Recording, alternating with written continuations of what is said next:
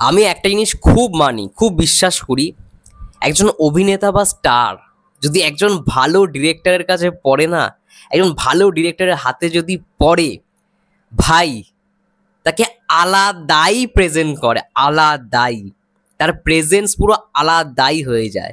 মানে নতুন একটা প্রেজেন্স, নতুন একটা লুকে, নতুন রকম ভাবে আমরা তাকে দেখতে পাই। তো হ্যালো এভরিওয়ান, আমি রূপম চলে এলাম নতুন ভিডিও নিয়ে। বন্ধুরা, এই ভিডিওটা হতে চলেছে জিদ্দার ফ্যানদের জন্য, এবং যারা এখনো বলছে বা এখনো হয়তো বিশ্বাস করছে লায়ন হবে না, তাদের জন্য বলে রাখি, লায়ন দেরি করে হলেও সিনেমাটা হবে। ইয়েস, অলরেডি জিদ্দার সঙ্গে রাইহান রাফির মিটিংয়ের যে ব্যাপারটা ছিল সেটা হয়ে গেছে।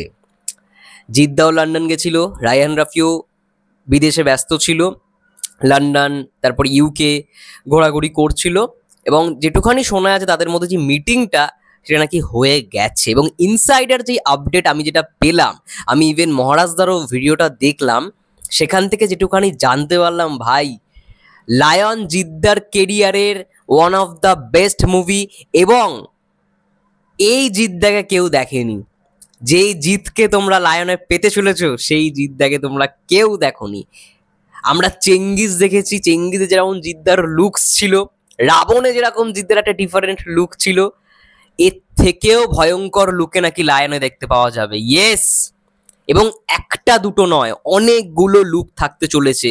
কেউ বলে বিপ্লবী, কেউ বলে ডাকাতেও যেমন জিদ্দার অনেকগুলো লুকস থাকতে চলেছে, লুকগুলো ডিজাইন করবে সোমনাথ কুন্ডু, তেমনি লায়নেও নাকি জিদ্দার শোনা যাচ্ছে অনেকগুলো ডিফারেন্ট লুক থাকতে চলেছে। তার মধ্যে নাকি একটা বড় চুলের লুক থাকতে চলেছে।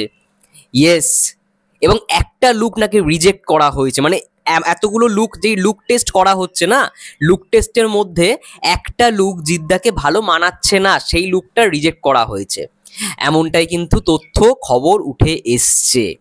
এবং লায়নে জিদ্দাকে যেরকমভাবে লোকে দেখবে, একটা লুক ভাই পুরো চেঙ্গিজের মতো থাকতে চলেছে।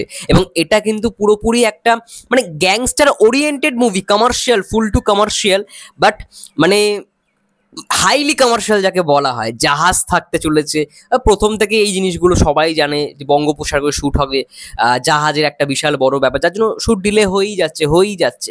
বাট এখন যে খবরটা শোনা যাচ্ছে, সিনেমাটা দেরি করে হলেও সিনেমাটা কিন্তু হবে। এবং এই জিতকে রাইহান রাফি যেরকমভাবে প্ল্যান করেছে বস, মানে কেউ দেখেনি।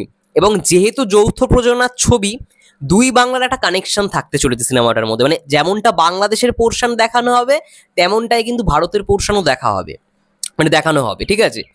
বস টু তোমরা যারা দেখেছো, বস টুতে কি ছিল, কিছুটা পোর্শন ভারতের ছিল, কিছুটা পোর্শন বাংলাদেশেরও ছিল। বাংলাদেশে জিততে যাচ্ছে, মানে যখন সূর্যের পুরো টাকাটা পুরো মার চলে যায়, তখন সে বাংলাদেশে যাচ্ছে। শাহনাজ হোসেন যে রয়েছে, মানে নুসরাত ফারিয়ার বাবা, বাংলাদেশে গিয়ে পুরো জিনিসটা যাচাই বাছাই করছে। তো সেরকম কিন্তু লায়নে জিনিসটা হতে চলেছে, মানে লায়নেও সেই দিকপত্রগুলো থাকবে, যেমনটা বাংলাদেশ তেমনটা ভারতের, দুটো দিকপত্র মিলিয়ে হতে চলেছে লায়ন। এবার যেহেতু রাইহান রাফি রিসেন্টলি বা ভারত বাংলাদেশের ছবিগুলো তিনি বানাচ্ছেন, তার একটা আইডিয়া হয়ে গেছে মানে কি কি দিক দেখানো যেতে পারে। এবং রাইহান রাফি যেরকম ভাবে জিদ্দাকে প্রেজেন্স করবে, মানে যেরকম তার লুক, যেরকম তার প্রেজেন্ট তিনি ভেবেছে, এই জিদ্দাকে তোমরা কেউ দেখোনি, এইটুখানি গ্যারেন্টি দিয়ে বলতে পারছি, কেউ দেখেনি ভাই।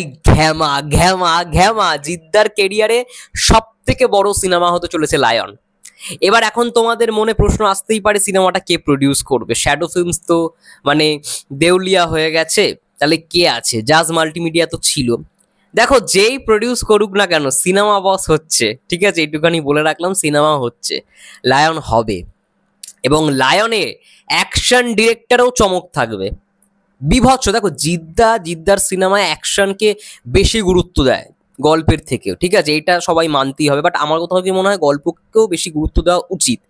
রাবণে যেমন দেখলাম যে গল্প কিছুই ছিল না, কিন্তু ওই একটা অ্যাকশনই যেরকমভাবে ডিজাইন করেছে পুরো সিনেমাতে, জাস্ট মন ছুঁয়ে যাবে। এখনো পর্যন্ত ফাইনেস্ট অ্যাকশন আমি বলবো রাবণের পরে যদি কোনো সিনেমা থাকে তাহলে অবশ্যই মির্জা, অঙ্কুশদার। এই দুটো সিনেমায় অ্যাকশন ভাই টপ নচ লেগেছে আমার। তো এই অ্যাকশনকে বিট করতে হবে প্রথমত।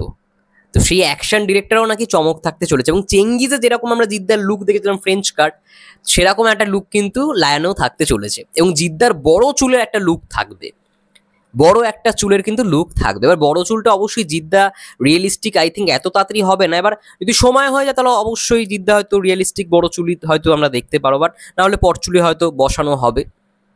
তো এই হচ্ছে বিষয়। লায়ন জিদ্দার কেরিয়ারে ওয়ান অফ দ্য মানে বিগ বাজেট মুভি হতে চলেছে, ঠিক আছে। এবং এই জিতকে কেউ দেখেনি রাইহান রাফি যেরকমভাবে ভেবেছে, এবং রাইহান রাফি সত্যি খুব ভালো একজন নির্মাতা, এটা নিয়ে তো কোনো ডাউট নেই। তার লাস্ট সবকটা কাজই দেখেছি, সবকটা কাজই ভালো লেগেছে, এবং তিনি পারবেন। তিনি জিদ্দাকে যেরকমভাবে ভেবেছেন কেউ আজ পর্যন্ত এরকমভাবে ভাবেনি, কেউ ভাবেনি।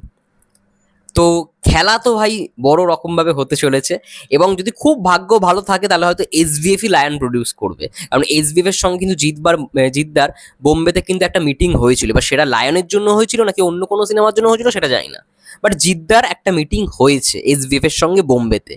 এবার দেখা যাক লায়ন এসভিএফ করে কি করে না। আর না হলে জিদ্দার প্রোডাকশন হাউস এনাফ লায়ন করবার জন্য, জিদ্দার প্রোডাকশন হাউসই একাই 100। এবার জাজ মাল্টিমিডিয়াও থাকে কি থাকে না, দেখা যাক কি হয়। কিন্তু হ্যাঁ, লায়ন হবে, আজকে না হোক কালকে না হোক পরশুদিন লায়ন হবে, এটুখানি বলে রাখছি, যা ইনসাইডার আপডেট পেলাম। যাই হোক, তোমাদের কি মন্তব্য অবশ্যই কমেন্ট করে জানো। ততক্ষণের জন্য সবাই ভালো থেকো, সুস্থ থেকো, টেক কেয়ার।